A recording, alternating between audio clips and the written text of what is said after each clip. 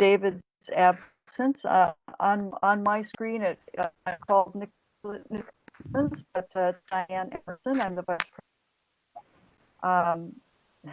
Well, I'm going to be working on figuring out why this situation is coming up at WebEx after the meeting, why my name isn't showing.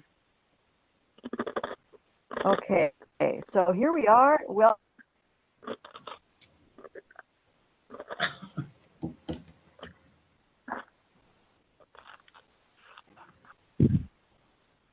Can't hear you. Can't hear you. Can't hear you. We can see your name, but we can't hear you.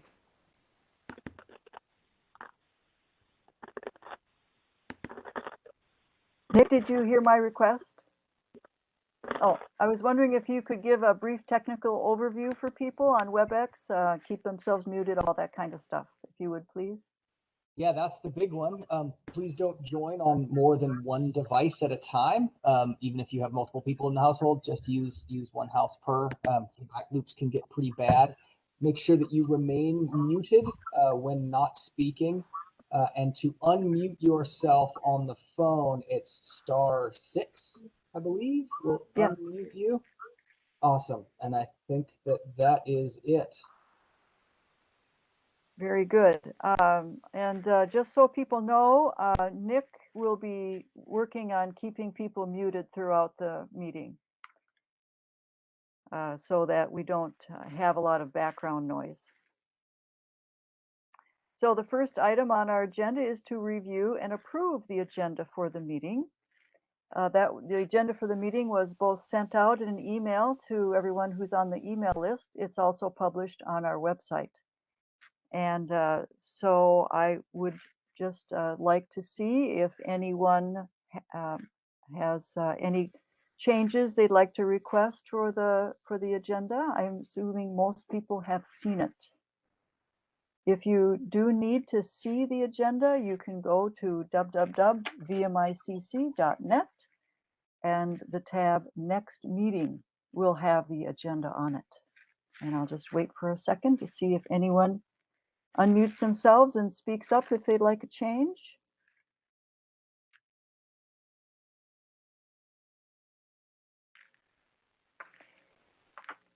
Hearing no requests for a change for the agenda, I will mark it as approved, that the agenda for our meeting tonight is approved, and you can take a look at it, as I said, on our website. The next item is to approve the minutes of the July meeting. The draft minutes for the July meeting were sent in an email twice to everybody on our mailing list, and they are also posted as a draft on our website under meeting minutes.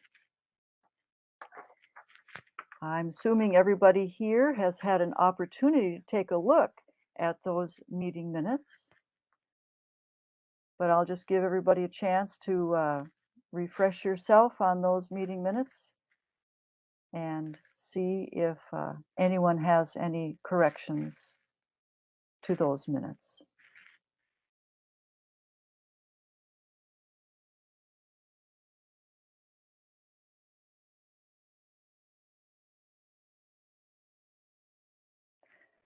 Hearing none, the minutes are approved as submitted for the July meeting. And we can continue on with introducing guests. So we have our regular guest that we have tonight, Bong Domingo from King County is here. Hello, Bong.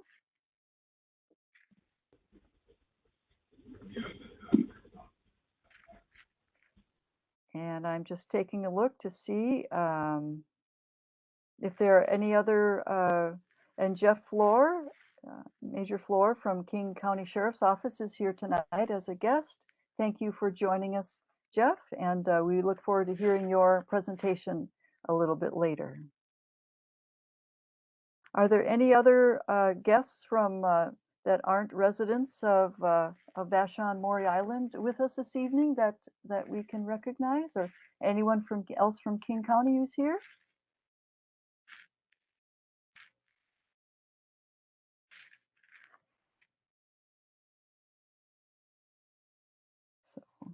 So, Greg who?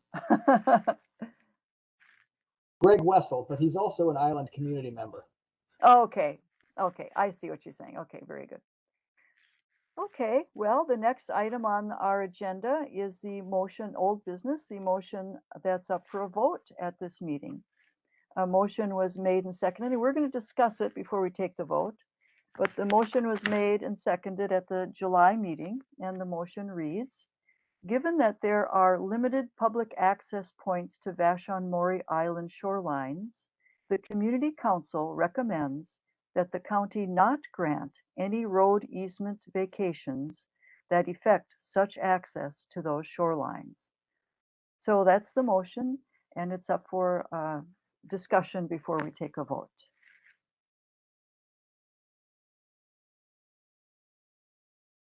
So who would like to say something? I think maybe Jim, would you like to discuss this a little bit since you were the person who brought this to the table?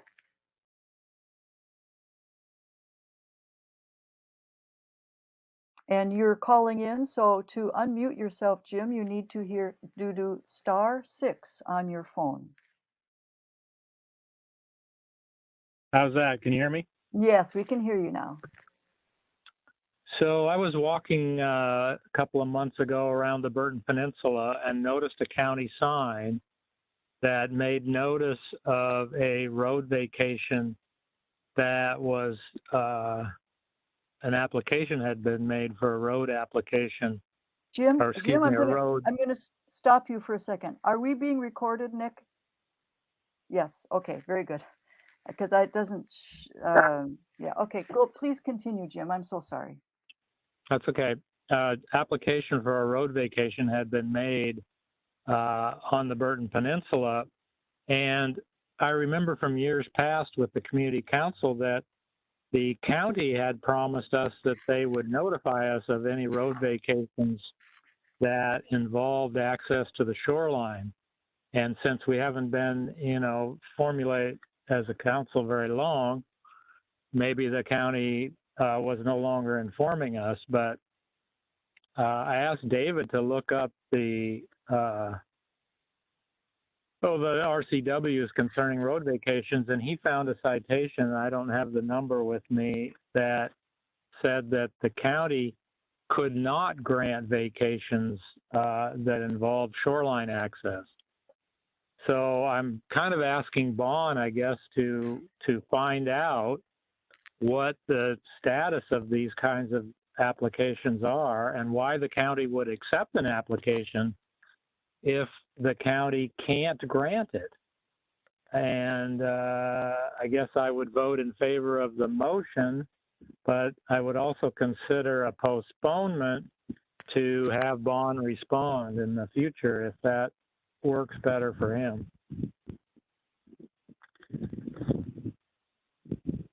So you're saying there are active applications regarding the vacation of roads that bodies of water? Well, there is an application out on the Burton Peninsula. There's a notice, like one of those King County notice of land use changes out on the Burton Peninsula for a road vacation. Okay. And I'm sorry I don't have the number. I could get that for you, but it is posted along the road, the Peninsula Road. Okay, let me find out. All right.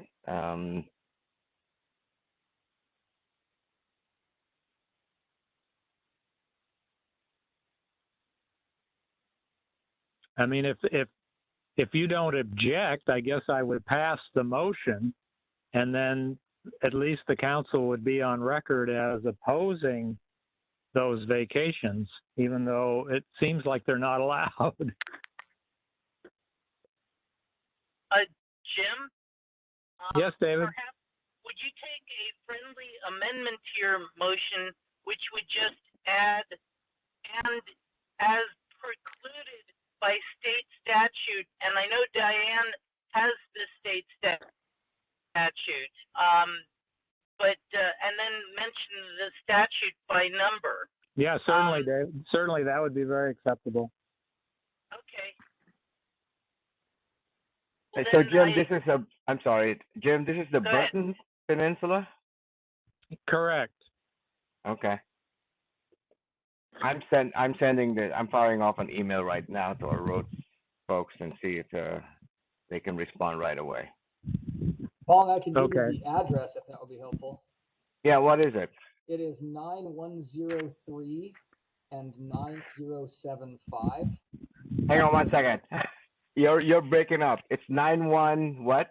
9103 Southwest Bayview Drive.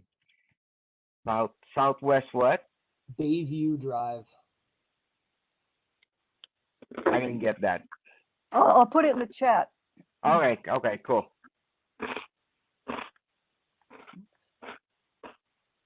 Who is that speaking with the address? Diane. That was Nick. Oh, Nicholas was giving the address. And Nick, you said 9103 and 917 something? It's in between 9103 and 9075. Those are the two adjacent parcels.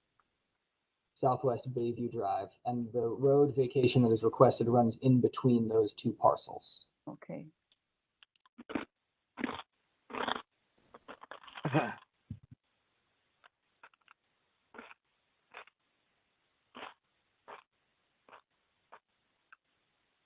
The county's website is down currently. So maybe what we could do is come back to this, do a couple other things on the agenda and come back to this and see if Bong has come up with anything. Greg says he's got it running.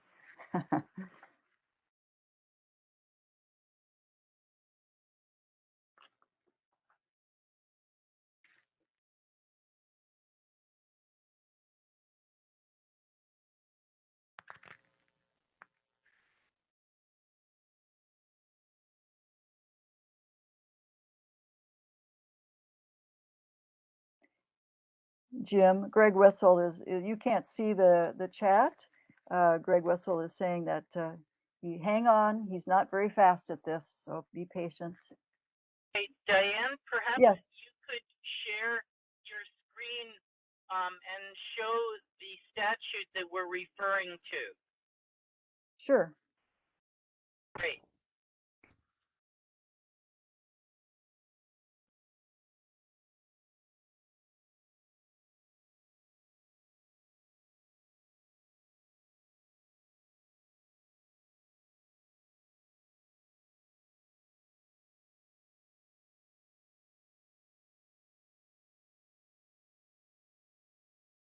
Can people see this?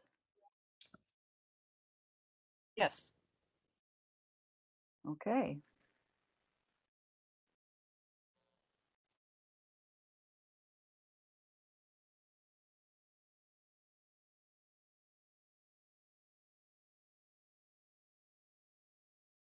Yeah, Greg, go ahead and unmute yourself if you want to talk. You're more than welcome.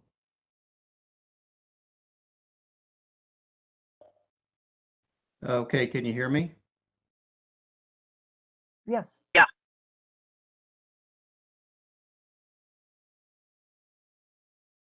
So the question came up. I saw it posted on Facebook today, and I thought that, as David pointed out, that it would fly in the face of at least past practices, if not some legal reason, to grant a vacation that would eliminate county access to the water.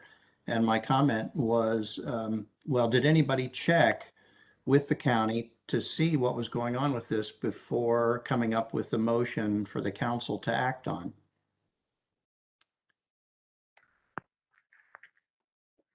And I'm trying to cook up my video here too, but it's not working. I think Bong could easily check on that in the county system that, would not be accessible to outside folks like us to see the particulars of that. But it does look like a right-of-way, a county right-of-way, not an easement, but a right-of-way that goes to the water.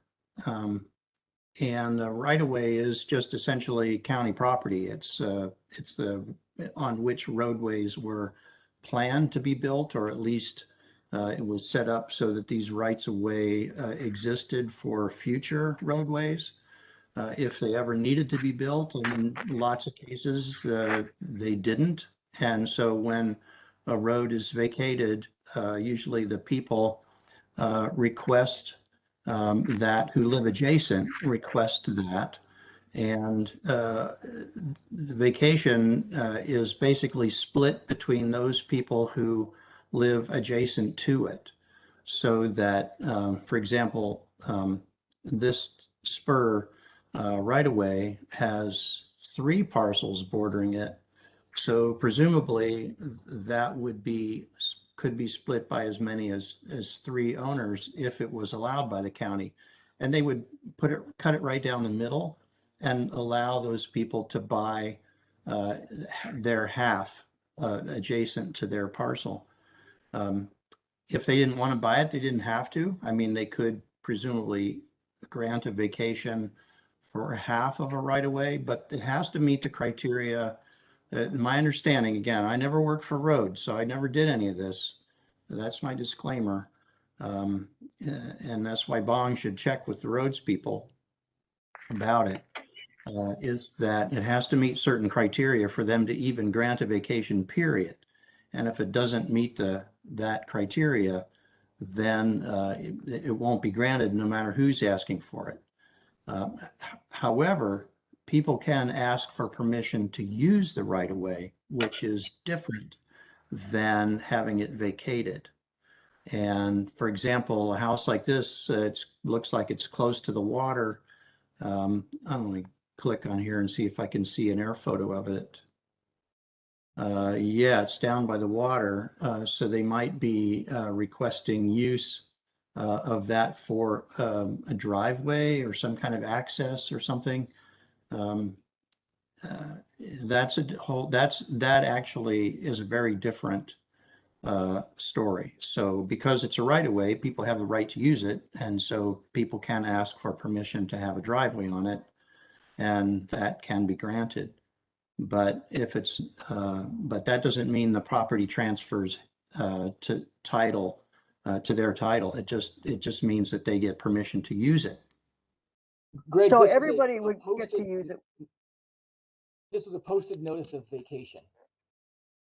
Yeah, so you'd have to, I think probably Bong's going to need the details from that to really get an idea of what, there should be an application number, or, certainly with the address, the parcel number would help. But he can look that up and see what the details are. It's hard for me to imagine that the county would overlook the fact that it goes to the water. I mean, that's like a big duh thing. So, I mean, you're certainly welcome to remind them, but I'm guessing that if you contact them, there would be something else going on about it. And I think the other thing that's important to remember is that I don't know about road vacations. Again, I never worked for King County Roads, but for a lot of other land use permits and applications, people can apply. They have the right to apply. And if it doesn't meet criteria, it might be denied. So it could be that somebody applied for that and thinking that, they might have a chance at getting it and they were going to apply just do it. But if it was denied, then it was denied. And then we don't have any record of that. So, but Bong is the guy to talk to on that and to check it out to see what the deal is on it. So Bong has asked in the chat to send him details. Bong, what details do you want a photo of the sign? No, I've got, What do you need? I have is there any other details in there? I mean, I've already sent an email to our roads folks about the address. Is there any? Do you guys know what else is out there? I mean, if that's all that's needed, then I'll wait for a response. Got a I question. can, You say that a property You're owner breaking up. has the right to request to. Can you hear me? No. The Not property well, owner John. has to, not well at all? I can, but keep going, keep going. A property owner has a right to request to create, let's say, a driveway, but that doesn't give them the right to control that easement, right? They can utilize it, but they can't control it. Let's say if someone gets permission to create this driveway, all of a sudden they can't keep other citizens from also accessing that driveway to go to the beach. Is that true? Greg? That's a complex question, and that's really for the roads people. I don't know the answer. I think that is true because the right of way is for everybody's use, but that's more of a legal question for roads. Although I do know of a couple of times, or once anyway, when people, had a driveway down a right of way like that, and they put a gate across it, and all the neighbors got upset because they couldn't walk down to the beach anymore. And that turned out to be quite a flap. But I think once if it's county property, it's county property. I believe that means that everybody has legal access down that right of way. It doesn't mean that you get to own that property. It's not like you can, fence it off.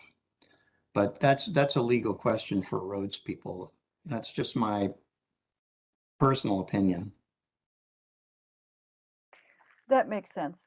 So Jim, would you like to go forward with this vote, or would you like to postpone it for another meeting?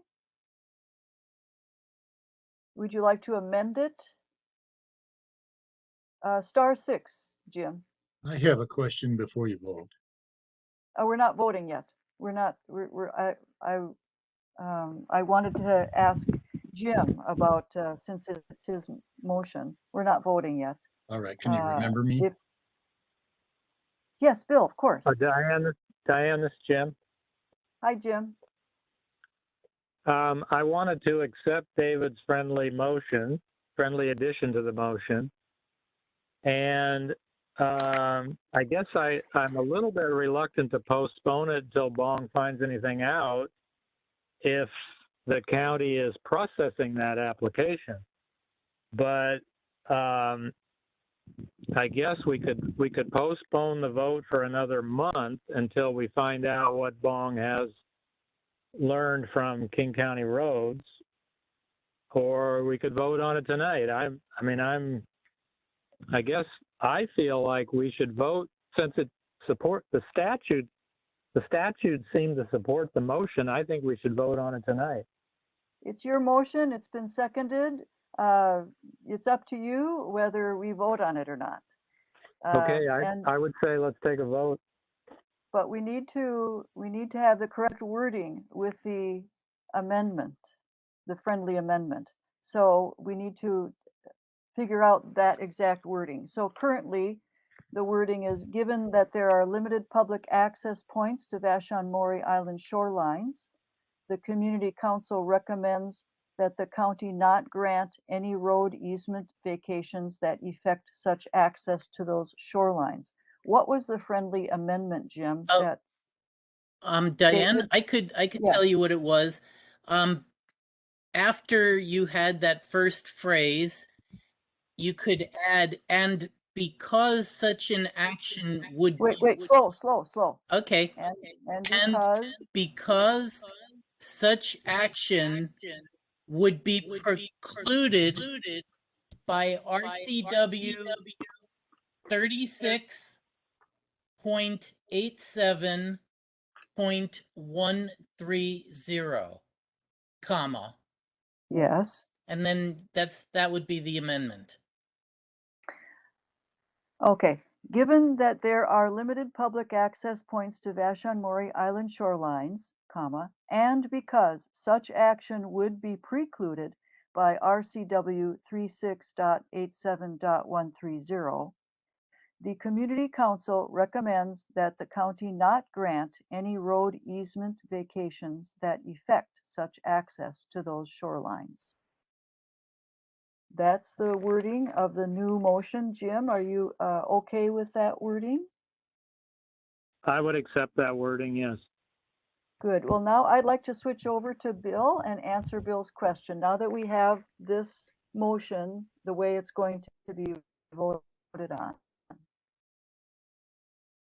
Okay, you broke up a little bit there, but Oh, Bill. hello.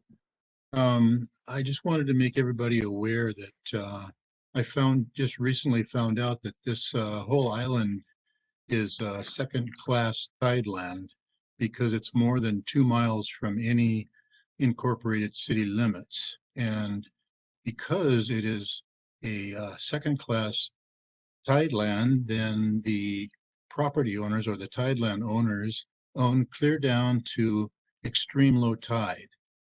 And so each one of these easements or whatever you're talking about are surrounded by private property clear to the water.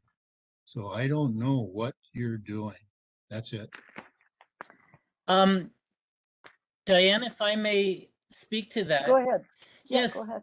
Bill, one thing that I've read a number of discussions about this issue, and for one, the city of Bellevue has a similar position on these road ends, and what they say is we do not encourage any trespassing on private property.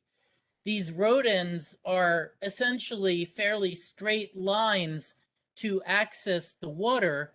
And then the city of Bellevue said, and we encourage people to respect private property. So the access is there, but if someone wants to venture either left or right onto private property, they need to ask permission of the private property owners. You know, we had a similar situation on Dolphin Beach years ago, and I thought we'd researched that and were told that all shorelines were public access within 15 feet of the mean low tide. That's what we've always gone by, but is that not true then? I'm not sure about that. I don't know. Hi, this is Jim again. I believe that the properties on Vashon are quite a mix. In my readings of the history of public versus private ownership of the tidelands, if your property included a deed that specifically said you own the tidelands, then you own the tidelands down to zero tide. Not below zero tide, but to zero tide. But there were lots of parcels on Vashon that did not include the words in the deed to include the tidelands. So many properties on Vashon, the tidelands are reserved ownership by the state. So some of these access points that we're talking about, road ends, go to properties that actually are not restricted. Now, Bill's property, he may own the tideland, and he may be able to keep people and should be able to keep people from trespassing on his property. But that is not uniformly the ownership situation on properties all around Vashon. If I could make a comment, it's Greg Wessel again. Jim's right about that. All you have to do really is look at the county IMAP system and plot up the parcel boundaries layer. And you'll see that some of those parcels extend far out into the water and a lot of them don't. Depends on where you are. And it goes back to the original legal description.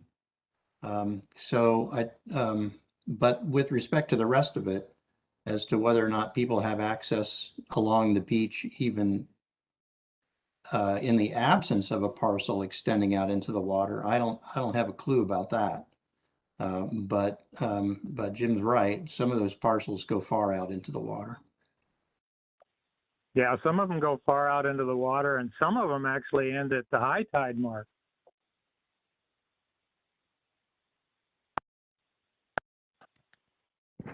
We know about this particular easement that's in question. If the land around that qualifies for any of those situations.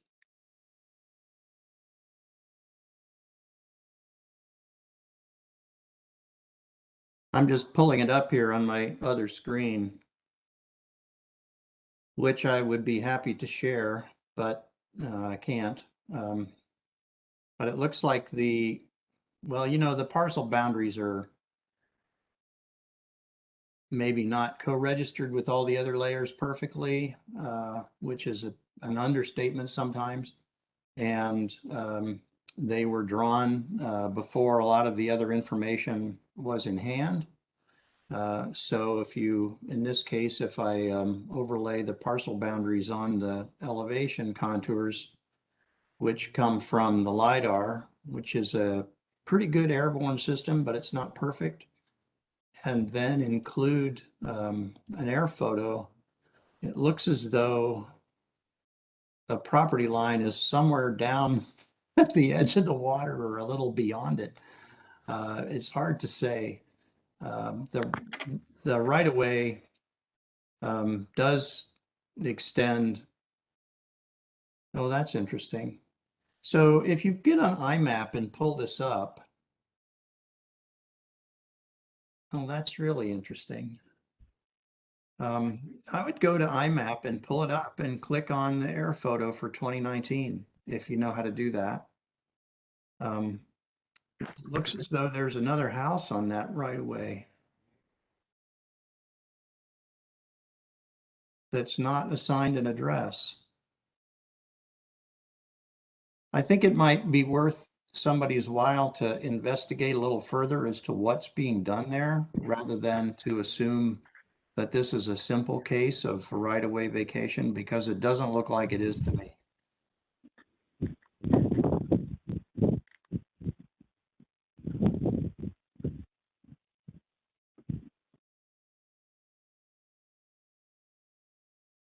May I speak? Yes. Okay, I just went through a lot of this with the King County Assessor's Office. And I asked them if I did in fact own down to extreme low tide, because this is a class 2 tideland, the whole island is. They came back and said, yes, they believe I'm right. It's second class tideland, so I do own clear to extreme low tide. And because the whole island is more than 2 miles from any, I've already said this, from any city limits, then we all are.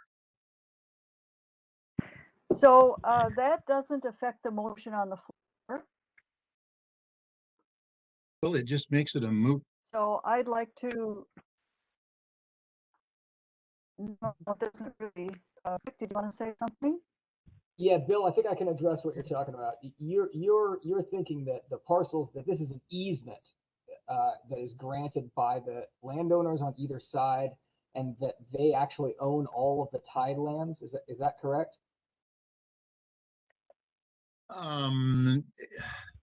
What I'm finding out is that now I'm talking about a land use attorney and a marine tideland consultant, that this island is second class tideland. Now, I'm trying to educate everybody as to second class tideland. That's not the same as first class tideland, and there's only two. So the property rights are kind of look like they're being trampled a little bit because we own clear to extreme low tide, and those easements, I mean, these people come on that easement, and these 107 of them were on our beach the other weekend. So I don't know. This is opening up a big can of worms. Bill, I think the problem is that the access to the tidelands is not opening up any can of worms. It's just following state law. It's the using that access to trespass, which is the problem. But the access cannot be shut off without violating state law. So it's not as if there's opening a can of worms. That has always been an open situation. It's to prevent people from trespassing on adjacent private property that is the problem. Yes. That is Bill's problem. Yeah. Well, it's my problem and everybody else's, but if you look at if you look at RCW 79151060, that is a definition, and it tells exactly what we are, second-class tidelands, and that we own clear to extreme low tide. So, and most people on the island don't know this. But we're talking about access to the water. We're not talking about adjacent landowners' property rights. Well, I'm sorry, but people take it differently than that. Well, I own property on the west side of Vashon, and I'm very happy to have people use my tidelands. So I'm in favor of granting people access to the beach. I've lived in several states where they were far more progressive about public ownership of the tidelands, Alaska and Hawaii, and I think that people, the public, deserve as much access to the tidelands as they can get. And even as a property owner owning tidelands, I feel that way very strongly. Okay, I had $140,000 worth of shellfish stolen off of my beach that I planted to clean the water, and it's gone. And there's nothing I could do about it because everybody was thinking that this is not class 2 tideland and everybody could trespass. And they were just all over the beach. Bill, have you considered posting your beach? I have about 50 signs up and down the beach. And they're ignored? They're ignored, and the police can't prosecute or do anything, kick them off because they don't know about the class 2 tidelands either. I'm educating them too. I second you on Bill on that too. People don't respect that it's your beach, even if you allow access because you want to let them to fish or to use on and off their boats. There's many that don't access it. We've had our boats stolen off our beach. We've had people crapping on our beach.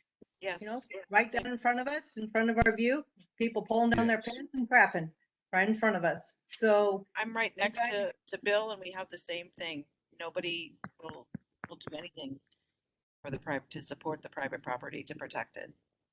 no. So when you guys take that, we have the easement there or whatever to allow people onto the beach, that's fine. But when you have a multitude of people disrespecting that and the sheriff doesn't help you, parks, you know, wildlife people can't help you. They can't get there in 45 minutes to 2 hours after everything's happened.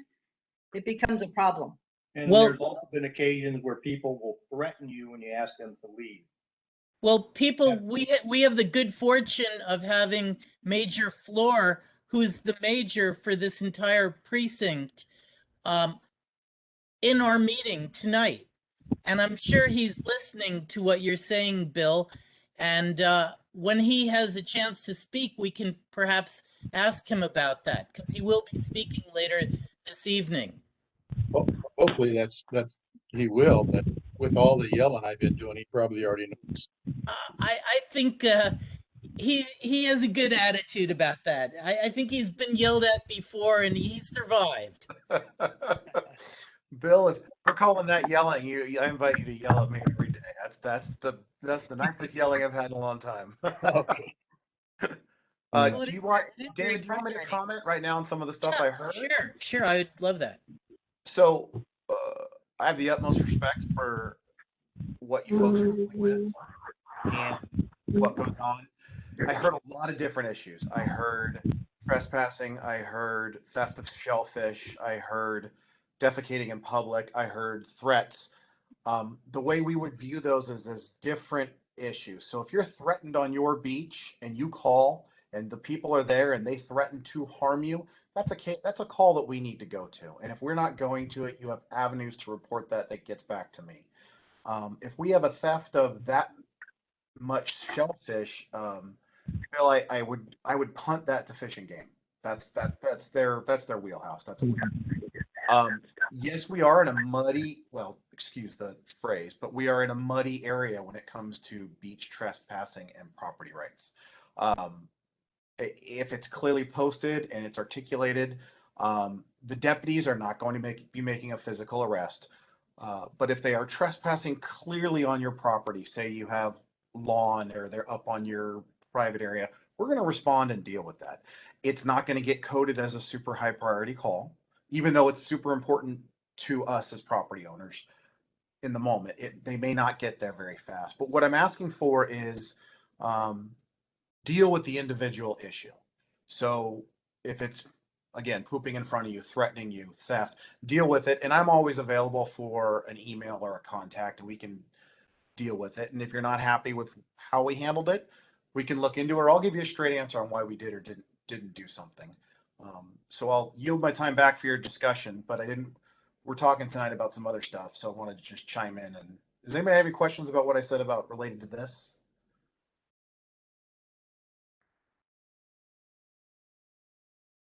Bill, you're muted. You're muted.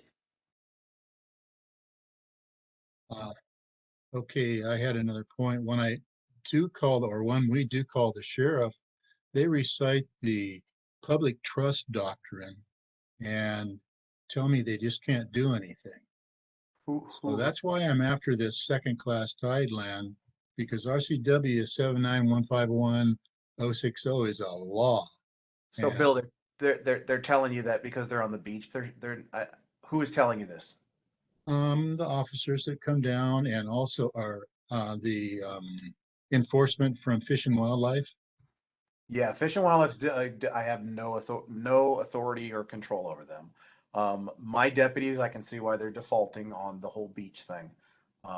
However, if you get threatened or anything like that, it's not trespassing. We're in a different realm at that point, if that makes sense to you. Yes. Well, when they come down, they just park all over the place and they don't respect anything. No, and I know, I know what the deputies are doing. They're doing nothing with this walking on the beach. Because to me, it's not clear cut either. Well, they look at the parcel viewer, and the parcel viewer is wrong. It says I don't even own any beach, except now there are some temporary arrows out there because I complained, and they actually agreed that I own clear to extreme low tide, and they're going to change the parcel viewer, but it takes a long time. Right. I appreciate it. So I have else? a question. I have a question for Bill. Bill, have you read your deed? Yes. And your deed describes your property as including the tidelands down to extreme low tide? Well, it says and adjacent tidelands. It doesn't say anything about stopping at 2.8 or mean low tide or anything. It says adjacent tidelands, and then it says from my bulkhead under the road is what I own, all of it. So it says right on it. Okay. Well, in researching some of these titles, I have found that many titles on Vashon do not describe the property ownership in such fashion. And Class 2 tidelands does not entitle you to take that classification unless the deed, the specific wording is in the deed to say that it includes all tidelands. There are many parcels on Vashon that may fall under the Class 2 definition of a tideland, but unless their deed says that they own the adjacent tidelands down to a certain point, they do not own those tidelands. And so much of Vashon is walkable. Well, mine doesn't say that. Below, pardon me? Well, mine, if you look on the parcel viewer, it doesn't say that.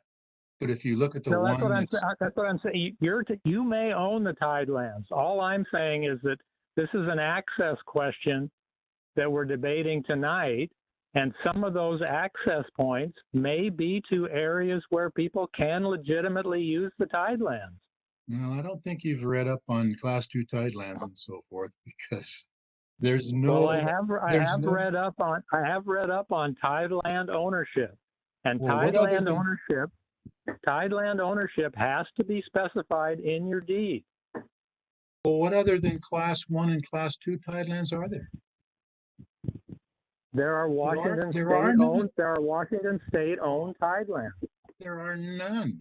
There's only Class 1 and Class 2, and ours are Class 2. Nobody understands this. I'm trying to educate you, but you won't listen.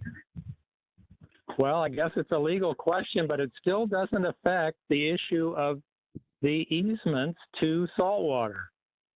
Nope, it doesn't. You know, it does. It's two different issues. I understand your problem of trespassing on your property. I think that that's what's happened to you shouldn't happen to you. But I still think if there is county access to the saltwater, we should maintain that access as a public right. Well, then I think you ought to put in here that you mean that, just to access the water and not to cross over into private property. It should be right in there. Right, if they can, we paid for beach. We have insurance, we pay taxes for beach access, and it's not cheap in King County. And the fact that it's not just that people walk on it, that doesn't bother anybody, people walking on the beach, but digging and throwing garbage, doing drugs, leaving paraphernalia on the beach, taking all of the clams when they have no licenses. Those are the things we're talking about. And there's right. We have those problems in all kinds of public and private places. But that's not what this motion is trying to do. It's not trying to affect that at all. Well, why does it say beach then? Access to the beach, why does it say that? No. Just that one section. It says access points. It says just that you can't, the county should not grant the vacation of those access points. To the beach. Don't say that. That's wrong. To the water.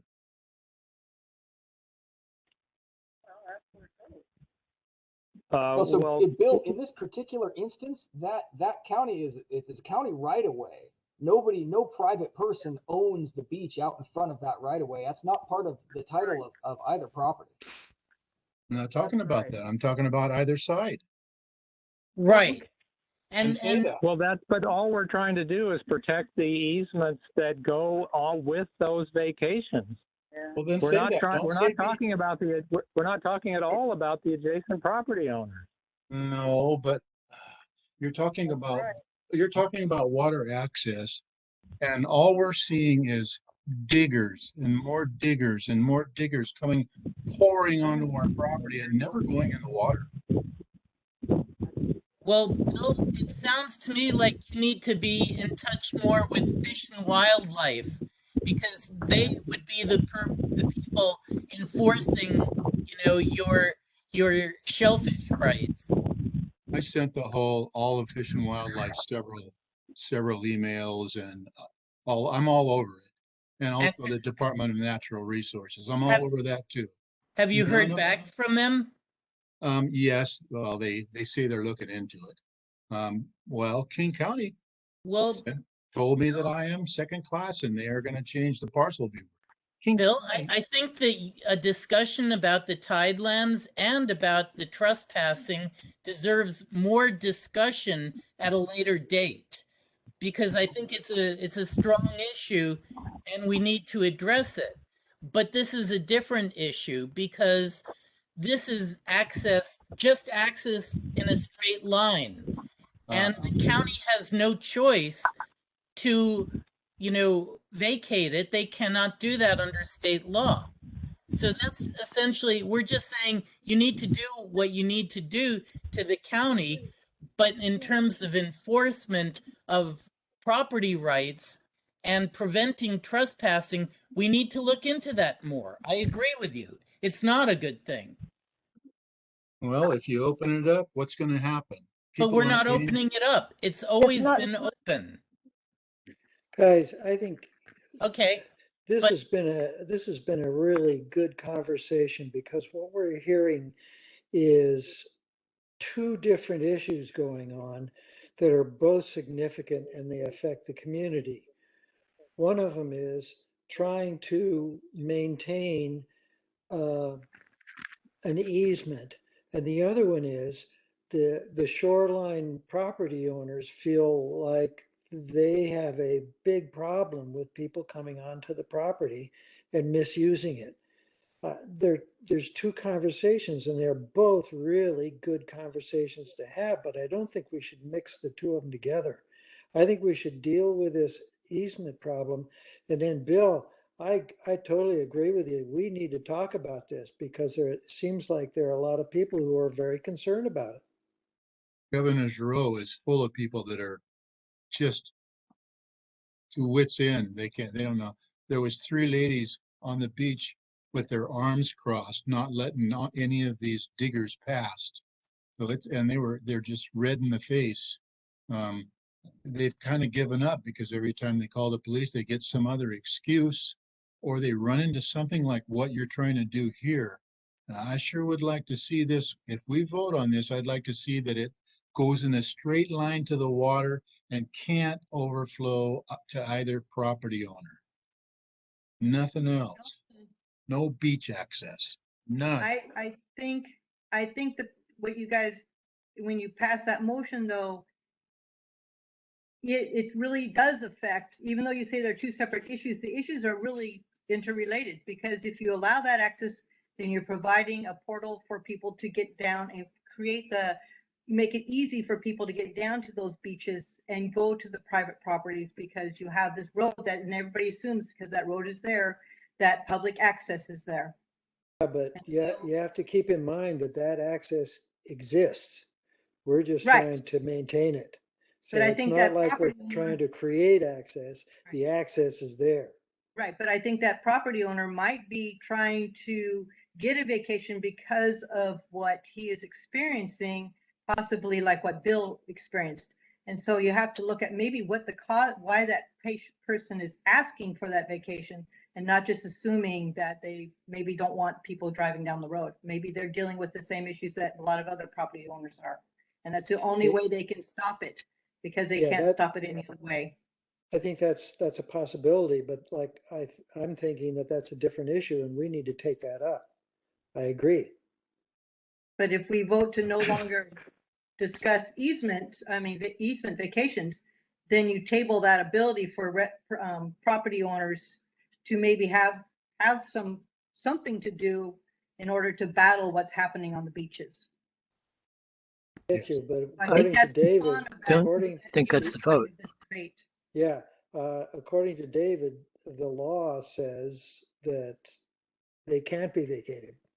But I'd like to make a motion that we vote. Okay, you'd like to call the question. Okay. I think it's appropriate, and I'd like to call for the vote at this time. David, yes. I have a question with the wording of the motion. Okay. You have the word effect in there, EFFECT instead of AFFECT. Yeah. If you can exchange EFECT for bring about. If you read that motion as bring about instead of effect, you're contradicting yourself. So it should be AFFECT. And Jim, We'll pull the legalese on that at some point. yeah. So. No, Jim, I think you're absolutely right. And so, Jim Garrison, would you accept that change to your motion? Yes, David. Okay. So we'll change it to AFFECT, which is grammatically correct. Okay. Okay, this is Armin Yusufian. May I speak? Sure. So John Affolter has called the question. That's a motion. I believe it needs to be seconded.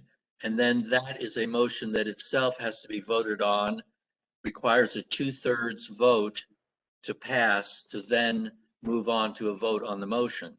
But Armin, you're using Robert's Rules of Order, which is not the rules that we follow in this. Refresh me on what your rules say about calling the question, or if there is even a provision for such a motion in. Yeah, if you can hold on, I'll find it. Okay. Okay. Let's see. Pardon me. Okay.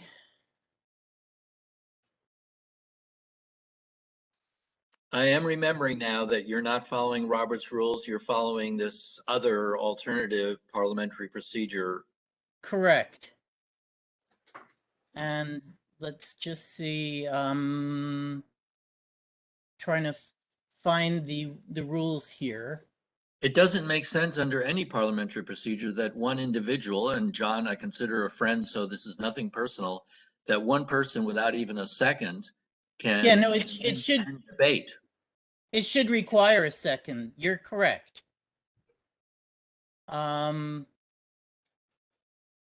that two people could force an immediate vote on the motion and cut off debate without at least a 50%, if not 2/3 passage of that motion to end debate and move on to to vote on the main motion.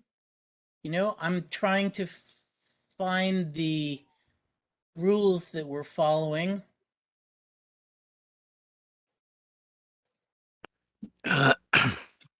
On that particular issue. The name of the rules that we're using is the Democratic Rules of Order. Ah, there you go. I got it right here now. And Thanks. It's the 10th edition that is the most recent. And if you search that, there is no reference to call the question, which is the language that's used in Robert's rules. So calling the question is meaningless under the Democratic Rules of Order.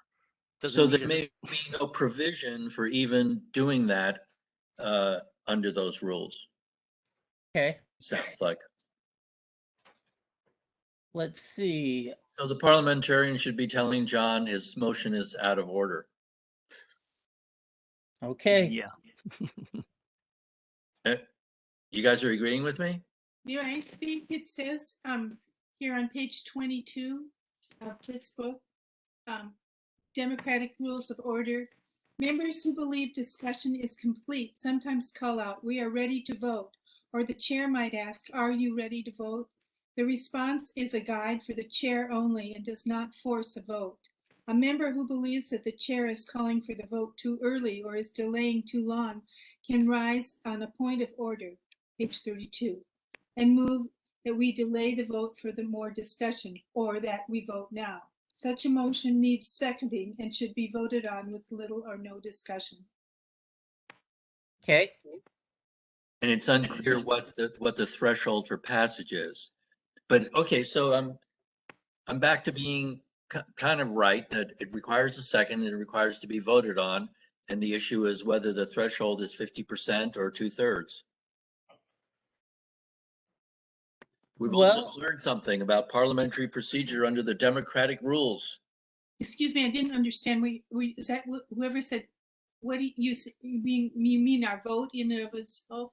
Well, I don't know who talked. It's the chair who calls for the vote. And there is a point of order that could be made, Armin, and such a point of order is a motion to delay the vote for more discussion or that we vote now. But it's my way of reading this is that the chair is the one who calls the vote when he believes that there has been sufficient discussion. Now, if you wanted to delay the vote, that's a motion that would need to be voted on with little or no discussion. But if you have comment that you would like to make at this point about the actual motion, Armin, I welcome it. Well, back to what Hunter was just reading, I thought I heard her, Hunter, maybe you could read that again. It sounded like whether someone would like to proceed to the vote or delay the vote, either way, it requires a second Yes, and a vote on that. I'll read it again. End up delaying the vote or proceeding to vote on the main motion. I'll read it again. A member who believes that the chair is calling for the vote too early or is delaying too long can rise on a point of order. See page 32, point of order. And that we, quote, we delay the vote for more discussion, or that we, quote, vote now, end of quote. Such a motion needs seconding and should be voted on with as little or no discussion. And it previously says when all members who wish to speak have done so, the chair should call for a vote. So it's the chair's prerogative, Armin, in this case, to call for a vote. John suggested that I call for a vote under these rules, and I had thought that discussion had been adequate. But if you have another point that you would like to make, Armin, on this point, as opposed to on parliamentary procedure, I welcome it. Okay, I'll speak to that. Okay. It's really unclear to me what we're doing here, and I sense that there is confusion on other people's parts. Maybe I'm mistaken.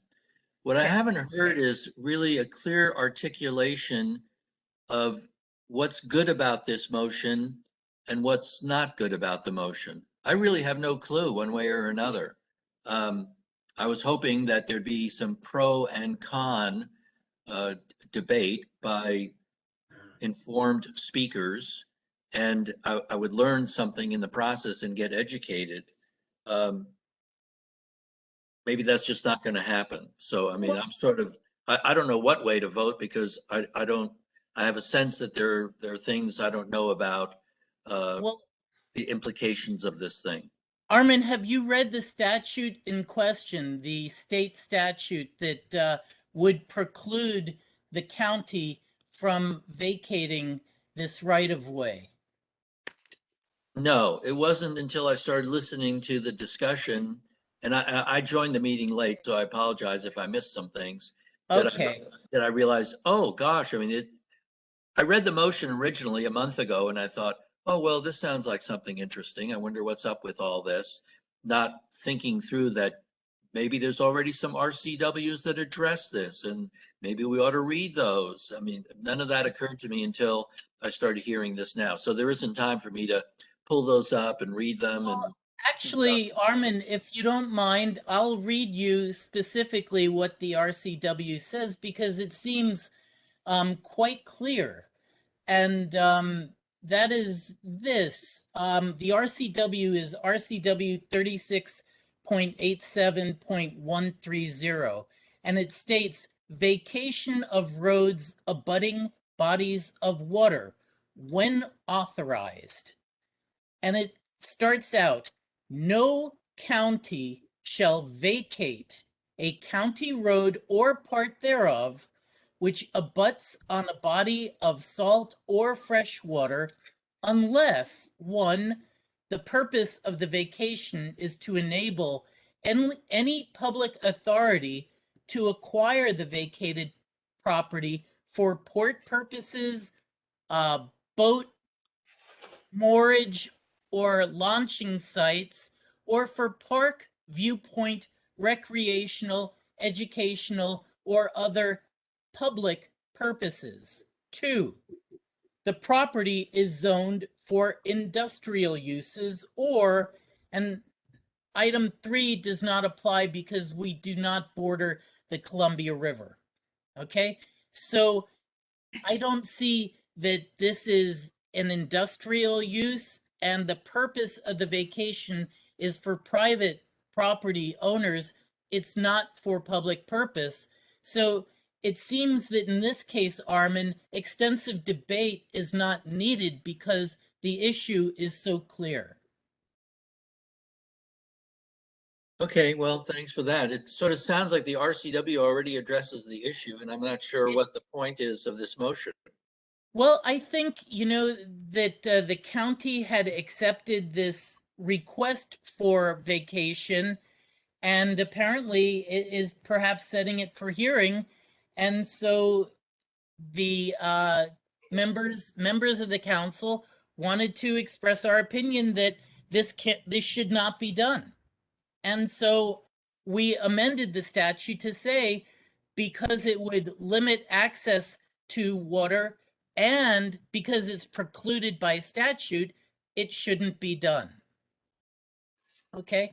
So this there's is a Rita. specific- Rita, since there's could a I? specific situation, why don't we just let people submit their comments on this specific vacation request rather than making I'll just be a devil's advocate here, rather than making a sweeping, generalized motion on all vacations that might arise in the future?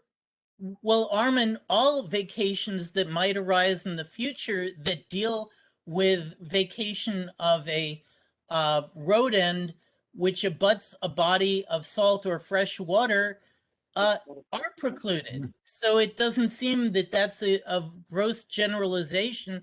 It seems that it's quite specific to the topic. This is Rita. Can I speak for a minute? Sure. I'm kind of in the same place Armin was. I was really confused until you read that RCW to me. And then it seems almost like we're submitting an amicus comment to the court that they shouldn't do that. And I'm behind it now that I understand what's going on. Thank you for your work, David. Okay, you're welcome, Rita. And I think essentially what we're saying is the county should just follow the law, period. So that's why I don't think it's, I had thought that this would be a subject for great debate until I read that statute, which seems so clear. And at this point, are there other people who want to speak to the issue? David, this is Art Chippendale. Okay.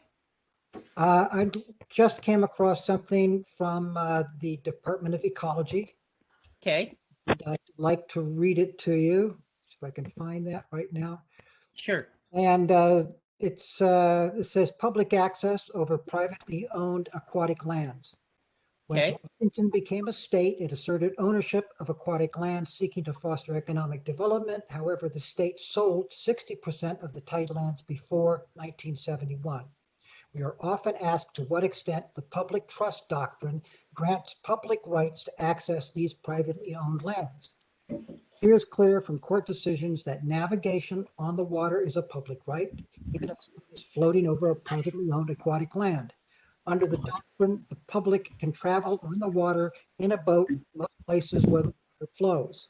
It is likely that there are exceptions for safety and security reasons, such as a port facility or navigation on waters adjacent to a dam. However, no Washington court has ruled whether walking on the beach or wading in the water on privately owned beaches, steam banks, and tidelands is a right under the public trust doctrine. And then there's a reference here to the public trust doctrine and coastal zone management. Yeah. State. And Art, I think that speaks directly to what Bill Rowling was saying.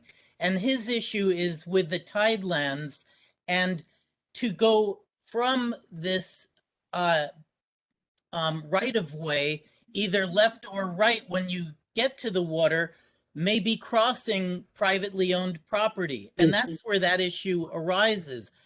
But this is what I hated about the community council before. What's that? Who's speaking? I think it was Terry. Oh, Terry, could you elaborate? Just vote on the damn thing, get it done. Okay. All right. Well, then I'll call the vote because it sounds as if there's no longer Well, is there anyone else who needed to debate this? Okay, well, hearing none, I will call the question. Now, I believe that Nick had a poll function that he had set up. I do. Would you like the full text of the motion in there? That should be typed out in the chat one more time if folks want to see the full text of that. It's already in the chat. The final way you could copy and paste it if you like. Okay, so it could just be all those in favor of the motion to prevent vacation of road ends adjacent to the water, or however you have it phrased. I think it's pretty clear what the motion is for. Would you like me to post it again, Nick, so you can see it? Yeah, if you wouldn't mind, I'm just scrolling up. Yeah, I've got it.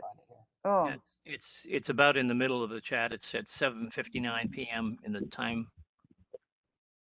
yeah. For some reason, I'm having a hard. I can't capture it. Well, it is already there. It is in chat. Yeah, I see it there. I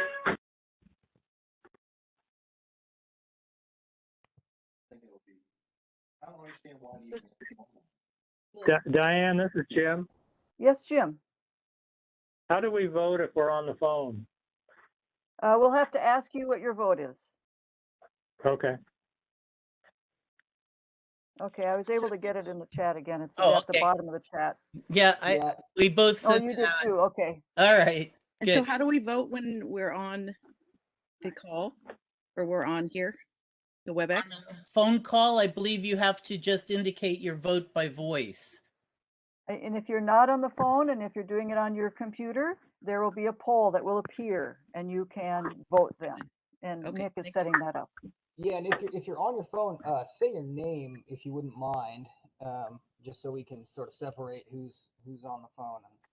And we also don't have records of who attended the meeting by phone, so it'd be helpful for us to have your name so that we can add you to the list of meeting attendees as well. Okay, poll is live.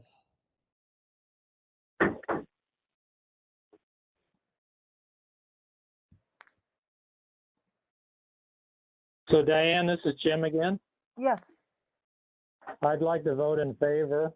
Very good. Got it. That Jim Garrison votes yes. Thank you, Jim. Got that noted.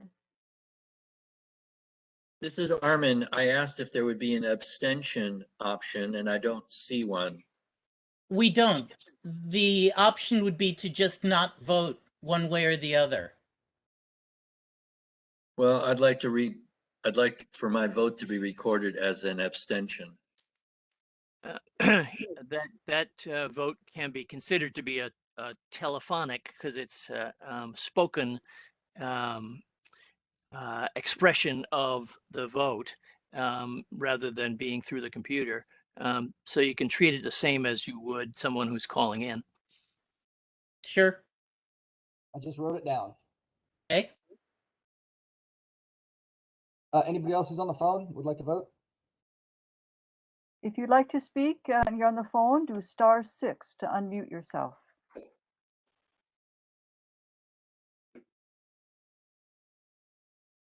And Bill, Mr. Rowling, I really do not want you to be discouraged by this because I think we need to look more at your issue.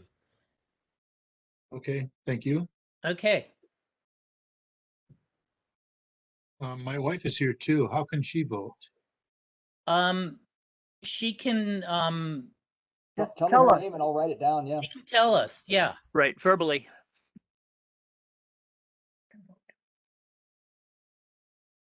This is Jim Quasney. I'm going to do a verbal vote. I vote nay. Could you spell your last name, Jim? KWASNY.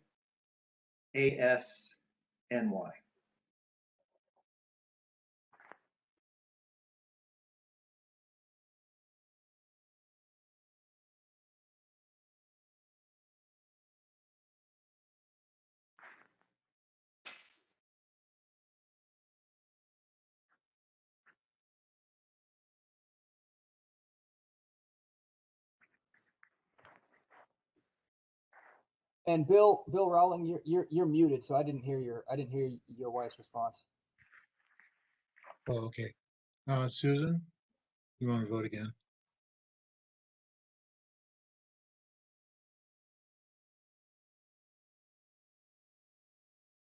Did you hear her? No, No. not even a little bit. No. She needs to speak into the mic. My name. Okay. I'm going to assume that that's a nay. I heard my name is Susan. Yes. Nay. Got it. Okay, got it. Got it. Thank you. Oh, and Nicholas, this Yes. is Jim Kwasny again. Hi, this is. We voted by, my wife voted via the computer tag that you have there. Got it. This is Georgianne, voting yes on the phone. Thank you, Hello? Georgianne. I got you, What's your Georgianne. last name? Okay. Fiorini. Could you spell that, please? F like Frank. Iorini. Thank you so much. Thank you. Unless Go ahead. there are any other phone votes, I think we could probably move on. Okay. Hey, Nicholas. Yes. Hi, my name is Valerie. It's spelled Valerie.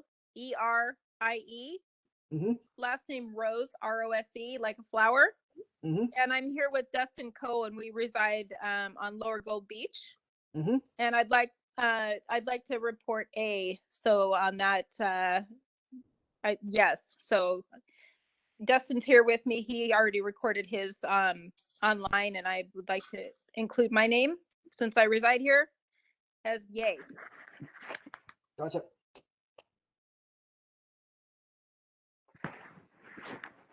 Okay. David, do you want to ask Nicholas to announce the vote at this time? Yes, I would. If Nicholas has a, do you have a result, Nick? I do. We have 9 seconds until the poll closes. Oh, okay. We have 21 yay, 3 nay online. So +2 over the phone. That's 5 nay, and then 3 more yays on the phone as well. So total is 24 yay and 5 nay. 10 out of the 34 attendees did not vote. Okay. And David, this is probably a good time to repeat the suggestion you made earlier that I think would be roundly supported, that the separate issue, as John very carefully explained, of the trespassing and abuse of property rights by private property owners who are adjacent to perhaps a public property access point, is an issue that we think is legitimate for discussion by the community council. Yeah. I do want to emphasize that, Bill. I think it's an important issue, and I think it's one that we touched on at another meeting, but we need to discuss it more. Okay, I agree. Okay, good. So if you could talk to the board, we'll get it on an agenda. Okay? All right, I'll do it. Okay. Sounds good. Thank you. Now, the next item on the agenda, and I've lost my agenda right now. Hold on a sec. It's committee and board updates, David. Oh, okay. Yes. So And go ahead. I can start. I'm just going to pass. We spent so much time on that first thing on the communications committee update. We'll just pass on that. So the next. So do you have your agenda yet, David? Not quite yet. Okay. Affordable Housing Committee, Rita, do you have anything you'd like to say for that? I guess I could, in summary, say we're moving ahead. At our last meeting, we had people from PSA talking about their programs for basically reducing or forgiving electric and gas bills, which we'll be disseminating hopefully soon. And we also heard from the King County, pardon me, the new King County Agency for Housing I'm losing my my voice here. Anyway, the King County Agency, which is coordinating all of the housing issues for the county. So it was just a, here we are and getting acquainted. But it was very helpful. Okay. Good. Okay, David, do you want me to continue with the committees, or you're okay now? Let's see. You want me to email it to you, or? Yeah, sure. If you could. I could. Thanks.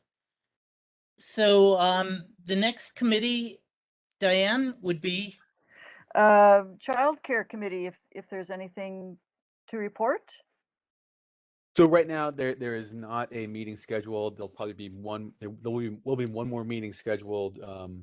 Amalia's reached out to try to see if somebody else would like to basically take the reins on this.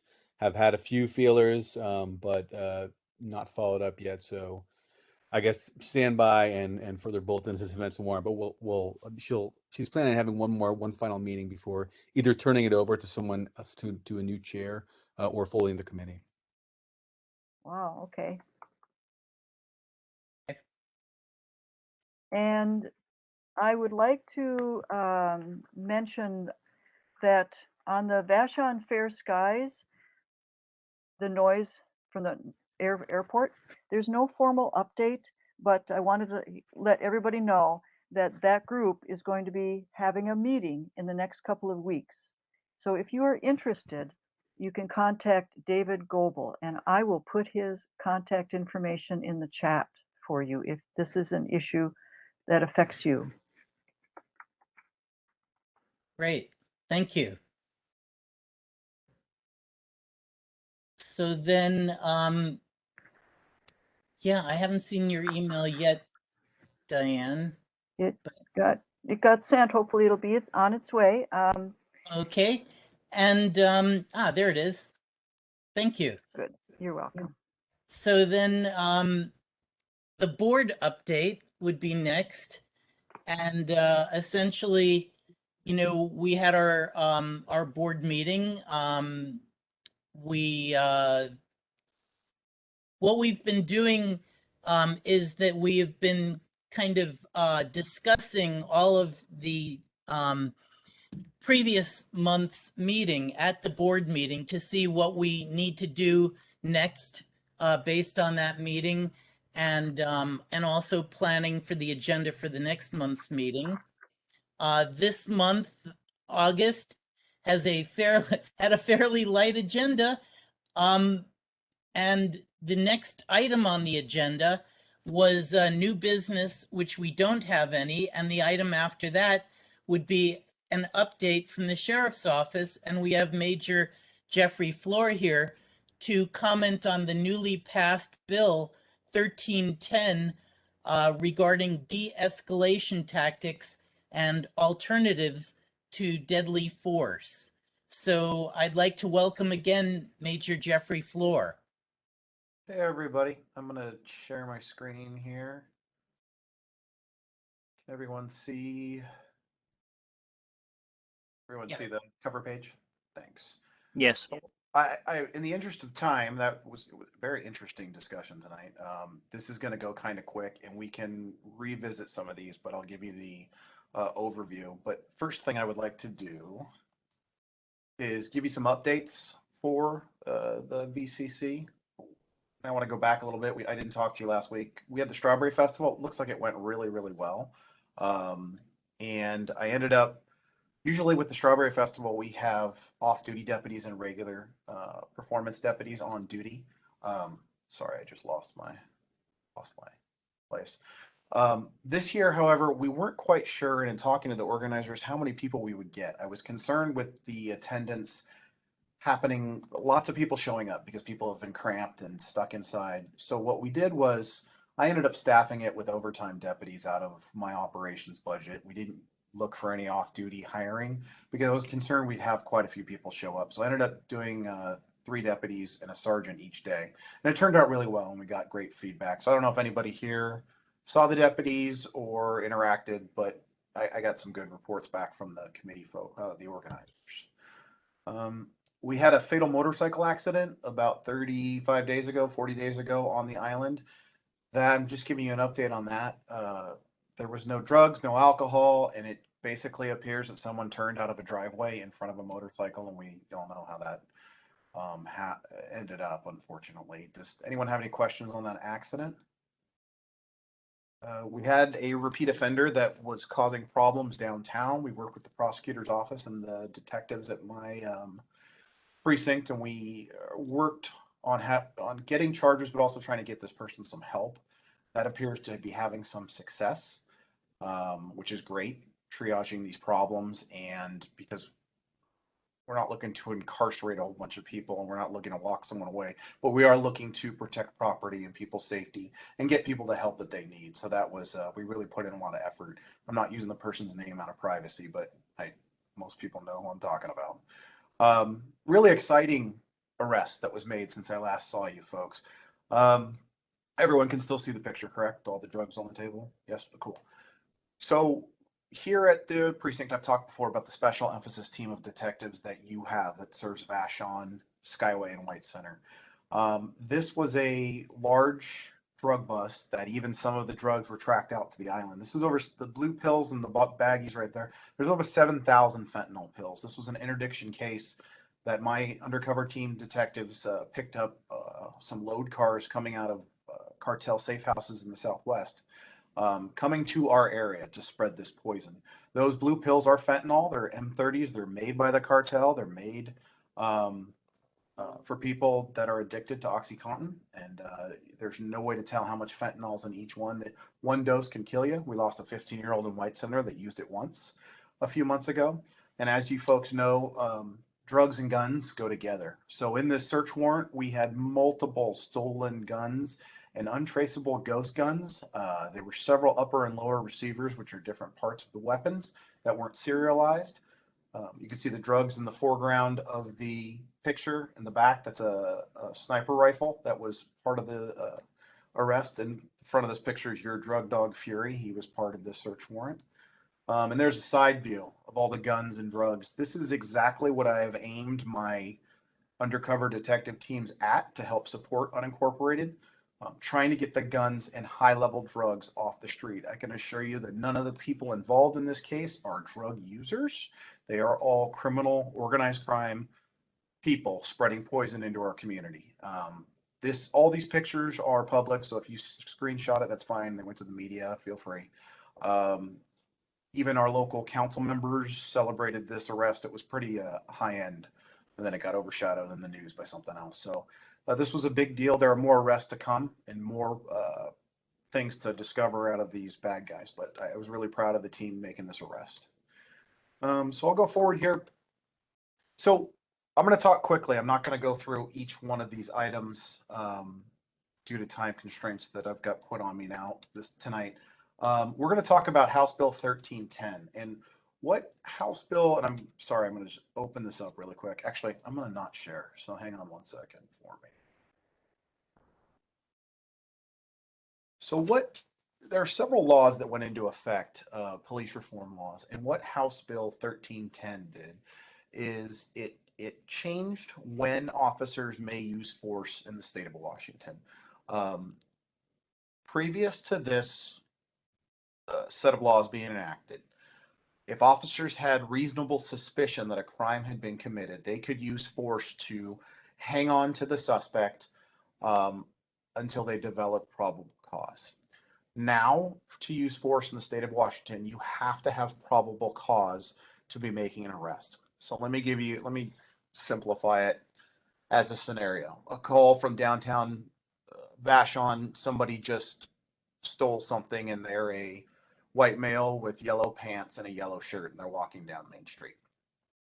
Officers are responding and they see a subject matching that description. They would get out, they would stop that person. That's called a Terry stop, an investigative stop, and they would say, hey, you need to speak to me, come over here. Previous to these laws, if that person said, no, I'm not talking to you, the officer would try to verbally de-escalate, tell them, but it could get to the point where the officer could use a reasonable amount of force to hang on to that person. So grab onto them. If they fought, we would try to get a hold of them, and sometimes that even escalated to an arrest or whatnot. But what the officer was doing was hanging on to the subject to investigate the crime at hand. Now the officers cannot use force to stop someone for reasonable suspicion. It has to be probable cause. Well, you ask, what's the difference, Jeff? This guy's wearing a yellow shirt. The difference would be when the shop owner comes out and goes, that's the person. And they have the property and they have these things. And the best way for me to explain it to you is when we book someone to jail, or we write an arrest report, we sign an affidavit that says, here is the probable cause. And in this case, it would be person in their clothing, the shop owner identified them, the property was identified, and the dollar value was assessed. All that stuff would be in the police report. That's probable cause. So if I had all of that stuff, I could use force. The problem I see now and what's happening is those folks that are committing crimes know that we can't go hands-on to stop them. It's easy to look at this from a 10,000-foot view and say, so follow them, or follow them with a police dog, or follow them with a bunch of people. Well, we don't have a bunch of people in a lot of our areas. We're not going to use a police dog when we don't have probable cause to start. I'll take this a step further. This is translated into pursuits, vehicle pursuits. In these new set of laws, we can only chase for violent felonies or sex offenses. So, or if we have reasonable suspicion based on driving, whatnot, that there's a DUI. But no longer will we chase for a stolen vehicle, for a burglary person, for anything like that. And also, we will not be chasing unless we have probable cause for those frontline crimes. I'm throwing quite a bit at you, but the big difference is how we're operating when we first get to a call, when we go to deal with something. And before I go to questions, I need to speak to force again on how it relates to mental health. So in the state of Washington, there are two people that can take someone's freedom away from them in the sense of government or a medical professional feels that you are a danger to yourself or others. One is a doctor, the other one is a law enforcement officer under RCW 7. It says that if we believe a person is a danger to themselves or others, we can take them and have them sent to be evaluated by a mental health professional. That happens a lot. It happens a lot with someone who is too high, drunk, happens a lot with someone who's in crisis and it looks like they're going to hurt themselves. What these new set of laws said is officers are not allowed to use force if the person is not an imminent danger to themselves or someone else. Imminent meaning it's happening right now. So if we have the person who's saying, you know, I might kill myself, thought about killing myself last night, gives a set of facts that makes me think they're going to go try to do this again. I can fill out an affidavit and say, here's why I think this person needs to go to the hospital. Prior to these laws, I would say, hey, look, you need to get on the gurney, you need to go to the hospital. And if they said no, we'd use the least amount to get them the help they need. We are not allowed to use any kind of hands-on force. This goes into also civil commitment orders. So we have crisis responders that come out with the county or with public health, and they have orders based on what family has said or friends or that come from the mental health that say, we are ordering this person to get mental health help. That order does not supersede or change our ability to use force. And I'll give you a prime example. This happened in SeaTac just a few weeks ago. Officers went out with crisis responder. There was no civil order. It's not an arrest warrant. There was a civil commitment order. And they contacted the person, and he said, yeah, I'm thinking about hurting myself. I think I want to hurt myself. They tried to talk him onto the gurney. He said, absolutely not. Officers could not put hands on him. He walked into his apartment. This is the guy who set the SeaTac apartment building on fire 6 hours later, and it burnt down and burnt a 2-year-old child. And afterwards, of course, there's a ton of finger pointing. I have watched a lot of news media coverage about cops not wanting to go do their job, and they're using this as an excuse. I will tell you that is 100% false when it comes to this department. I will only speak for this department. I believe it's false everywhere, but as far as the officers that serve you, that is not the case. The officers are scared to death of the consequences if they make a mistake here. And I'm not talking about shooting someone. If we shoot or seriously harm someone that we should not have, we're held accountable. That's the expectation. I'm talking about your day-to-day contacts have become so stressful under this new set of laws that officers are afraid of decertification, they're afraid of being sued, and they're afraid of losing their jobs. The main politicians involved in this say, yes, there are some unintended consequences.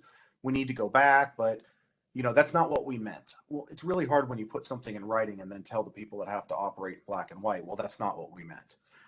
So what you're seeing is officers slow up. You're seeing officers be hesitant in certain circumstances. They are still making arrests. They are still, if someone is in crisis and is a danger to one of you or someone else, they are still permitted to get involved. But it is a very strange time in law enforcement right now. The other thing before I answer questions is there's plenty of good in this bill where it talks about de-escalation. There is a duty to report, which the sheriff's office already had. If you look back to the murder of George Floyd, like I told my wife when she asked me, what would you have done if you were there as a sergeant? I said I would have yanked him off and handled that situation. Well, it's now codified, and it's been codified in the sheriff's office, but it's now state law that officers have a duty to intervene and a duty to report when they see bad behavior. So there's some good stuff here. There is just some stuff that needs to be fixed. And the final thing is there was a section called military equipment, and they referenced 50 caliber or larger firearms, among other things. Well, when you look at our less lethal rounds, which shoot foam or bean bags, 40 millimeters are bigger, and a bean bag, it's been missing. So anyone who knows guns, shotguns are done in gauges. However, it's been misinterpreted now that gauges are bigger than caliber, and the unintended consequence here is we have surrendered all of our beanbag shotguns and all of our less lethal tools while we are trying to follow a law that says we need to de-escalate and use every option we can before we use deadly force. That seems to be in direct conflict with itself.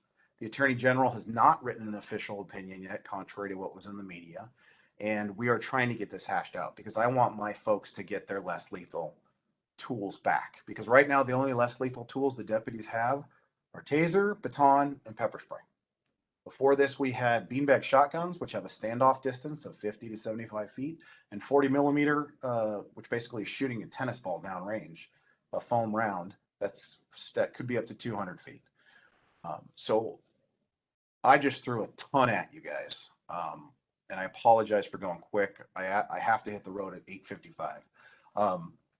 And I will come back. I can come back and give the full presentation. I just didn't know tonight would go so long. So are there any general questions that I can help or answer right now?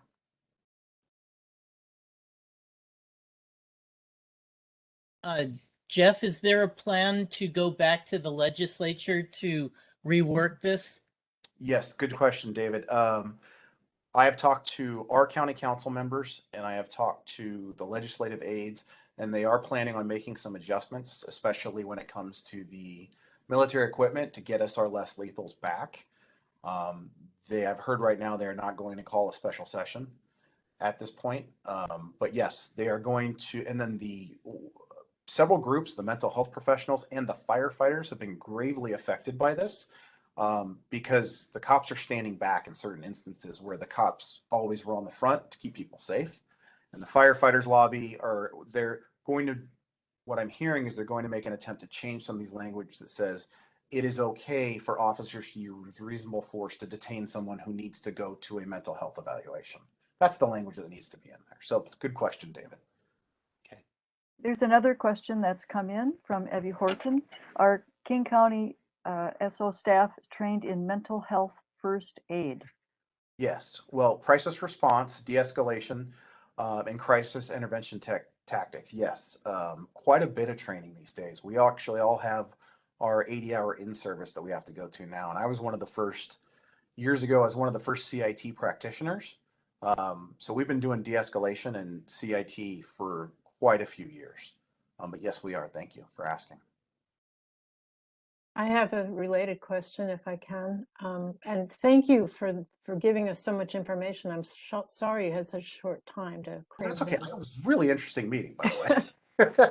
Well, so in terms of the de-escalation training, I know that's been in place for a while, but has that increased given this new, the change in the law? Yes, Gene, great question. There are new mandates from the state that the hours need to go up for every agency. Seattle and King County actually exceed their requirements now, but they're bringing along everybody to have parity. So yes, there are. Do you do, I mean, this maybe sounds silly, but do you do like role play kind of things? I mean, it seems to me that on the spot, there's so much stress and so much heavy decision making has to happen. Great question. There's to pass CIT, there's actually 2 full days of scenarios evaluated by mental health professionals. That's to be a practitioner. To be a negotiator, there's a week long. And to be just a regular patrol officer, there's a whole day worth of scenarios where they put you through the different tactics and the different training. Great questions. Okay. Good. Thank you.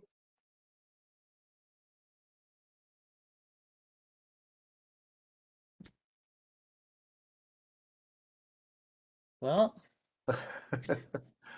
Well, this is Armin. I'll just make a comment. First of all, Major Floor, you have my wholehearted support. Thanks, I'll just shed some light on what the legislature is up to. About 2 weeks ago, when all this controversy was arising out of this new RCW, there was an interview with one of the sponsors. And boy, it just seemed like he had an awfully cavalier attitude about, yeah, we might not have done this right, but rather than saying or acknowledging it'll be a year before we can readdress it, it was, we meet again in a year, so we have time to think about making some adjustments. And I'm listening to this and pulling my hair out. It was an awfully casual attitude about, and an acknowledgement that, yeah, maybe we didn't get it right. And there was also some, well, the cops are misinterpreting our intentions. So Armin, it was really dismaying. thank you. I heard the same set of interviews. Thank you so much for bringing that up. I was really disappointed because all of my officers, all 70 of them, we have had meetings with our legal advisors. They're so concerned about this because it really changes the way we do a lot of things. And these cops are here. They just want to help people. Some people don't believe that, but I wholeheartedly tell you, your cops are here to help people. And I was so put off by and then just the answers. Well, they can just run behind somebody. Well, they can just use the dog. And then it was exactly as Armin said, it was so cavalier. And that's not what we meant. Well, is that what you're going to tell a 35-year-old officer that's now charged under these new laws? We didn't mean it that way. The cops seem to be taking this more seriously than the legislature, and I'm concerned about it. So thank you for those comments, Armin. I do have a question, if I might. Yeah, so is there, because this is what happens when politicians and things make rules when they don't understand the internal process. And my son is a sheriff as well, and deals with the same things. And why does it have to be a year? I mean, if they've made some really bad choices that are going to affect the safety of our community, especially when it comes to dealing with mentally ill, etc., what can be done? I think. Sorry. I think it has to be pressure from you folks. The governor signed the laws, and I am not here criticizing the intent, and I'm not here. Some of the stuff's really good in there, but some of the stuff has had such bad implications, and I think it's going to take you folks. And there's been a lot of pressure put to say, hey, call a special session, or let's address this now. But the governor said he's not going to call a special session at this point. But by getting public awareness, a public session can be called. It could. David and some of these folks on here are smarter than I am when it comes to the legislature, but I know that's my union has been pushing for that, and I know the firefighters lobbying groups have been pushing for that. Okay, thank you. Thanks. Well, thank you, Major Floor. It's a pleasure having you with us, and it's a shame to have the kind of psychological stress that you people are going to be going through as a result of some of the poor crafting of the law, you know? So, you know, if we can help you to get this thing fine-tuned, that's what we're about, you know? I appreciate that. Email your elected officials and let them know what you think. And again, not all the law is bad. I'm all for police accountability.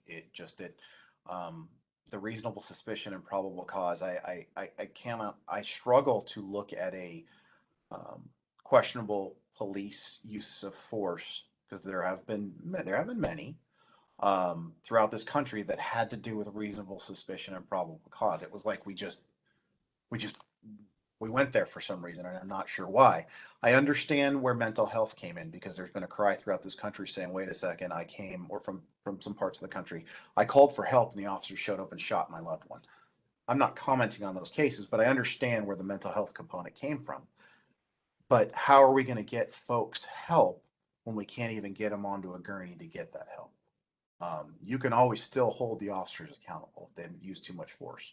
And we already have those systems in place. We're one of the most progressive law enforcement accountability areas in the country. But now we're way out there with what the cops can do. So anyways, I'll get off my soapbox. I really appreciate this group, and I will be back for the next meeting, so I don't have to be so short. I appreciate you all. Well, we appreciate you, and thanks for coming. Thanks, everyone. Bye.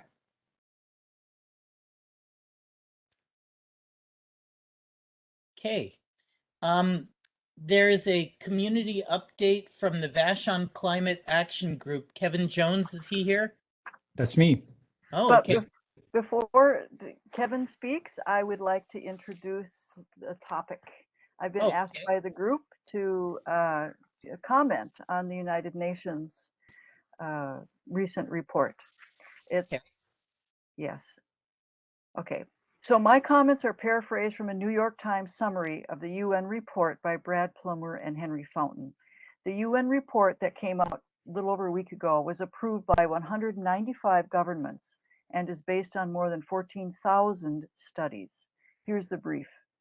Humans have already heated the planet by roughly 1.1 degrees Celsius since the 19th century, largely by burning coal, oil, and gas for energy.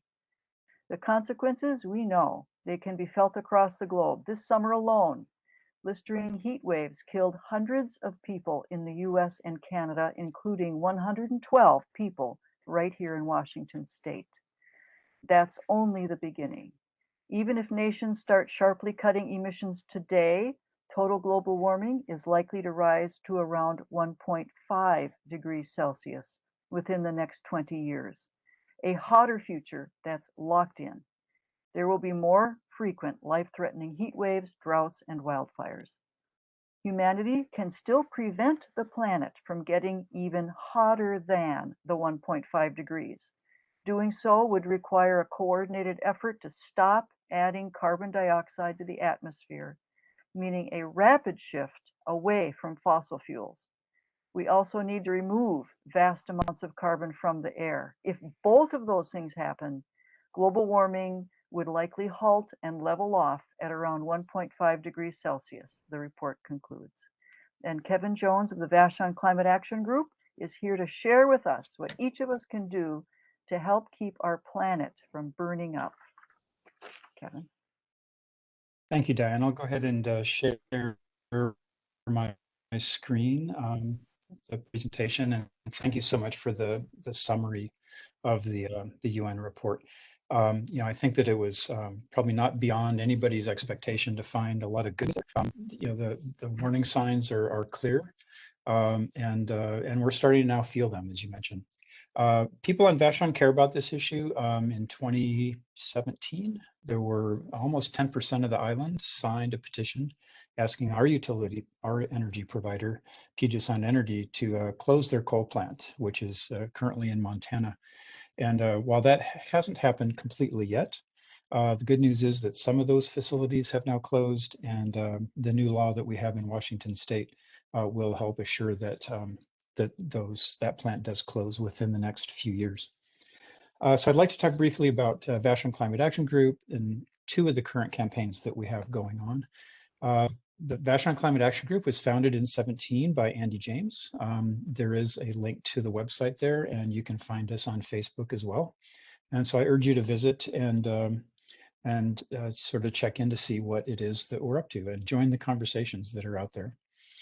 The two campaigns I'd like to talk about, one is a new requirement of Washington state law to each of the utilities produces a clean energy implementation plan.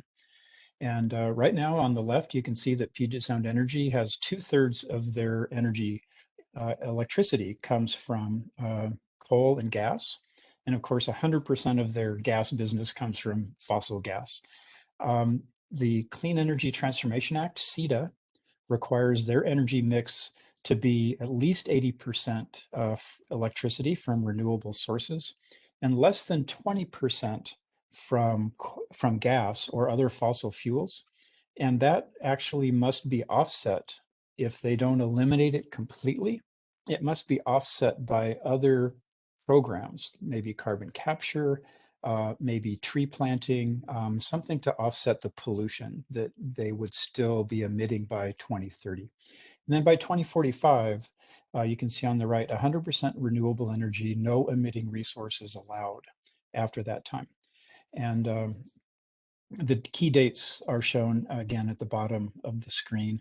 Another key point is we know that there's certain communities who are currently impacted in significant ways by the energy portfolios that serve our needs. And the new law does ask for equitable distribution of energy benefits. And so the utilities are required to identify vulnerable communities, identify their issues, concerns, and how this transformation to clean energy can assure that they are sharing in the benefits of that, as opposed to a lot of the suffering that they've had to endure, either being in proximity to pollution emitting power production or some other problems that utilities are now required to look at. So just so you know, back in 2017, I discovered Vashon Climate Action Group because I was working to ask the utility, how can customers help move them away from coal? And we've been working pretty diligently ever since on this issue. So given the new laws, the good news is that PSC has to be moving in the direction we'd like them to go. And they are actually focused on equitable distribution of benefits. They're looking at customer benefit indicators, how to measure their progress in terms of not only transforming their energy mix, but delivering those benefits to those customers. Unfortunately, they have not identified a specific portfolio change. This clean energy implementation plan is was due in another month or so. And unfortunately, they're not quite on schedule there. We know that they have to replace that 66% of their portfolio, and they have to do that in 24 years. Their current plans to replace 24% of that portfolio in the next 10 years. And so they're a little bit behind track, assuming that they can follow the plan that they've laid out. So that's where we all come in to help assure that, that indeed they do. PSC was granted a schedule extension for their clean energy implementation plan by the Utilities and Transportation Commission. I attended that meeting and testified at that meeting. Commissioner Ann Rendall quoted that PSC's power planning process is basically untenable. And that means there's a lot of residual technical issues that have not been resolved. and that a lot of the folks in the community are very concerned about PSC's ability to make progress on this transformation. And the good news is that while Commissioner Rendall was a minority opinion, Commissioner Danner, who chairs the UTC, made sure that she had a chance to speak. And the output of that was all three commissioners changed their mind based on Commissioner Rendall's concerns. And so we do need to thank Commissioner Rendall for being a true advocate for clean energy in the state. A couple other concerns. Battery storage is not a big priority for Puget Sound Energy. Only 4% of the total capacity of their total ability to generate power is planned to be covered by battery storage. So these are the cases where, right, there's a lack of ability to generate power from renewable energy, and the batteries come into service until the sun shines and the wind blows, which we know it eventually will. But 4% is a pretty small percentage, and we think that they can do better than that. They also do plan to build a new natural gas plant in 2026, right after the coal plants are supposed to close. They are claiming that they'll be able to convert to biodiesel or hydrogen fuel. But I also used to work for the Boeing company, and they are planning to fly airplanes on biodiesel and place a huge demand on biodiesel. And not only that, but all the people who drive diesel cars want biodiesel. So there may or may not be enough to go around for PSC's power generation.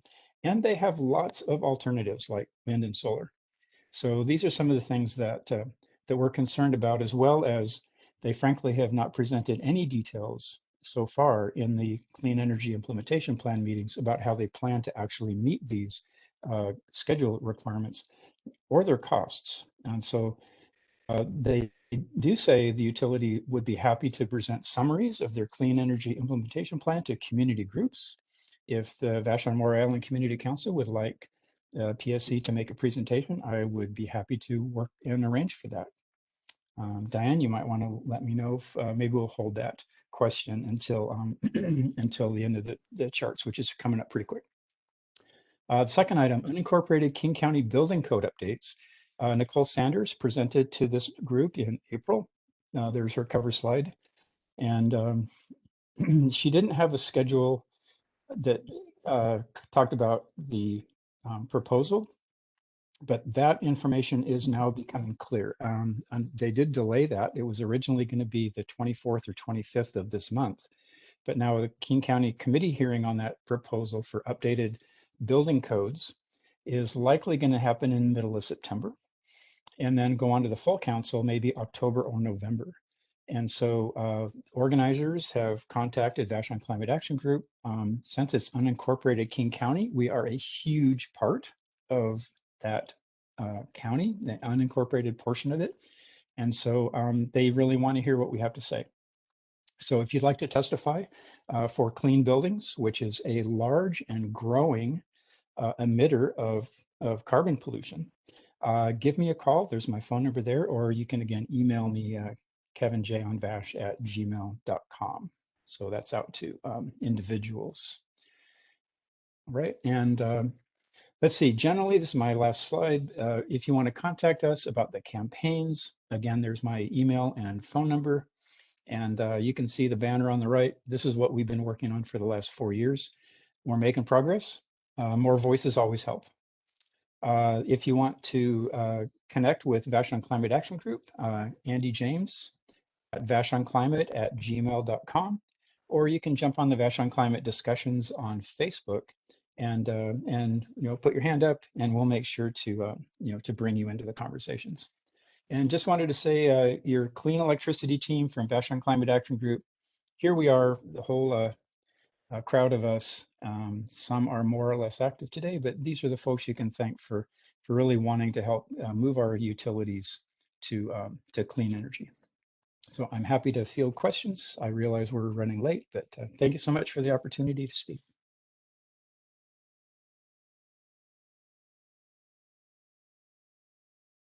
Are there questions?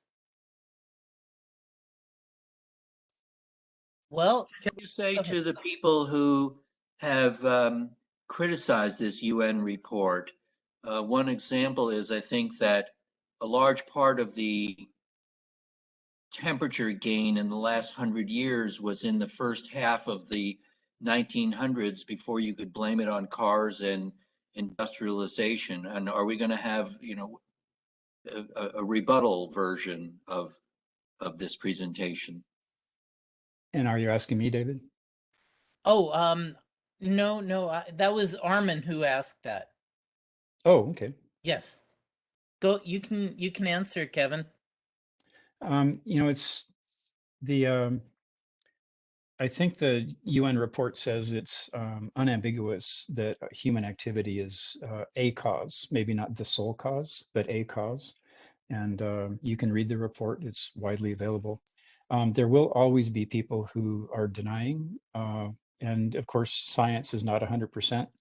So you could argue that you know, there's some wiggle room, but I think the reality is the scientists have been reluctant to be bold in their assertions. I think they have plenty of data that says that they can be, and I think now that we're starting to see the effects of these heat waves, wildfires. You know, today's summer is checking the air quality before you go out for a run or a bike ride. And there have been several days I'm working on some projects around the house. There have been several days I've been advised not to work. That's a social cost of carbon. That's the cost we pay because of the pollution that is causing this these weather events that we're having. So yeah, there'll be deniers. I think that the bulk of the scientific community is solidly behind it. I'm sorry? Yeah, Armin, you're repeating the usual talking points. I was a scientist before I became a business entrepreneur, and I was constantly trained about questioning whether what we were doing was right, what we might be doing that's wrong. And I'm saying you haven't addressed, for instance, the issue that something like half or more of the temperature gain in the last 100 years was in the first part of the last century before industrialization or widespread use of cars.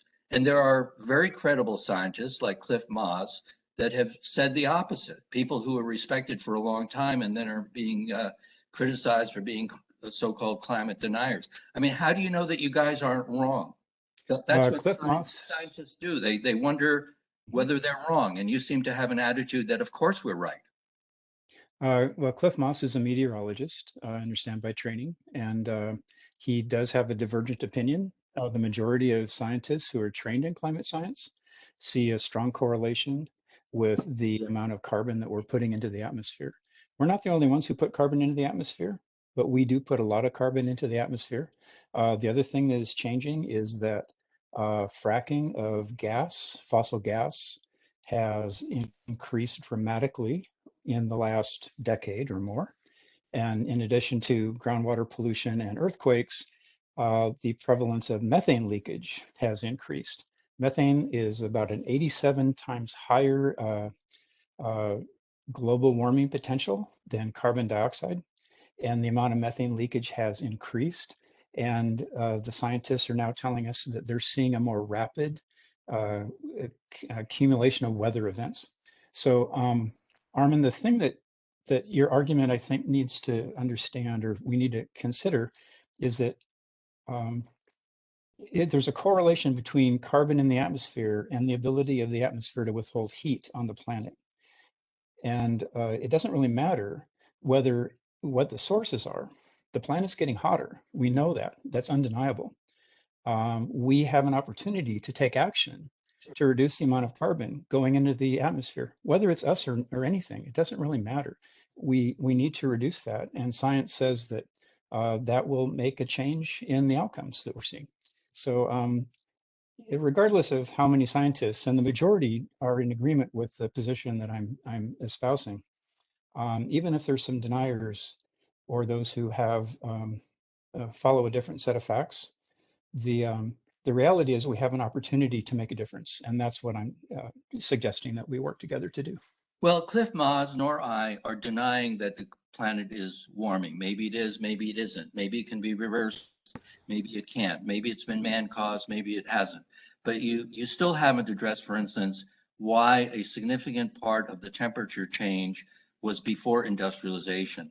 why did we have the little ice age in the Middle Ages? For 150 years, we had a drop in temperature and inexplicably then an increase in temperature. And as for consensus, science has never been about consensus. For 1,500 years, the Earth was supposedly we had this Earth-centric or heliocentric view of the universe. And then along comes Galileo and Copernicus, and they were one of them, Galileo was threatened to be burned at the stake if he didn't change his opinion. But of course, we know now that the sun is not the center of the universe. So science has never been about consensus. I don't know what your background is. I mean, I have 2 science degrees, and I was always taught to constantly wonder whether what we're doing is wrong. And science has constantly had instances where theories that are believed by many are proven wrong by somebody who was an outlier. So telling me that there's a consensus, that means nothing to a real scientist. But you've still dodged the issue of why did the temperature rise so much before there was industrialization? Armin, I'd like to address And I one don't, thing, if I may. Okay. It really doesn't matter. There were a lot fewer people in the first half of the last century than there are now. It doesn't really matter what was the root cause of the amount of carbon that currently is in the atmosphere and is causing the problems that we have now. I think the issue is that we have to deal with it one way or another. I think one thing also that many people did not really take into consideration is that we have a huge heat sink in the planet's oceans, which have been soaking up heat ever since from the beginning of the Earth. And the effects of that, as I understand it, and I'm not a scientist, as I understand it, lag behind by centuries. We've seen some of the things in terms of the loss of, I believe it's like 50% of the coral reefs, basically at the base of the food chain. But my main point is it really doesn't matter that this problem started, 3 centuries ago or whenever it is. We're feeling the effects now, and we have to do whatever we can to deal with it. That's one of the reasons why I put solar panels on my house, to do what little I can. But at any rate, that's the only point I wanted to make. and Armin, I'm an engineer, electrical engineer, and the scientific principle process, I'm sure as you well know, is to create theories and study those theories. And typically when a consensus, a majority of scientists are able to not only duplicate those scientific findings, but also then to understand and align with them, then we move forward. So my personal belief is that science is all about the majority of scientific opinion is very important. And clearly people who have minority opinions sometimes turn out to be right. But regardless, as was just stated, we are starting to see some of the results that science has predicted. They're now saying it's happening more rapidly. And given the fact that our energy company has an opportunity to produce electricity for us that from devices that are actually lower cost than what they're currently choosing, is a net economic benefit for us, as well as a net health benefit in terms of lower pollution, less carbon pollution that could create additional planetary warming, and a number of other benefits. So there's lots of pluses on the path that the state has chosen. And I just wanted to let people know they have a chance to help influence that. If you'd like to be part of that discussion, make sure to get in touch with me and we'll go forward. Okay. I will get in touch with you. I think all these things are debatable, and we should have the alternative point of view presented to this VMICC also. Okay, well, thank you for doing that, Armin. Now, Kevin, in terms of inviting PSC to give their position, I think that's a good idea, and let's follow up on that. Okay. The next meeting will be September 20th at 7 o'clock again. And, if you know other people who you'd like to invite to these meetings, please do that. And at this point, if I don't see any other people, calling for the floor, I'm going to adjourn the meeting. And thank you all for coming and participating.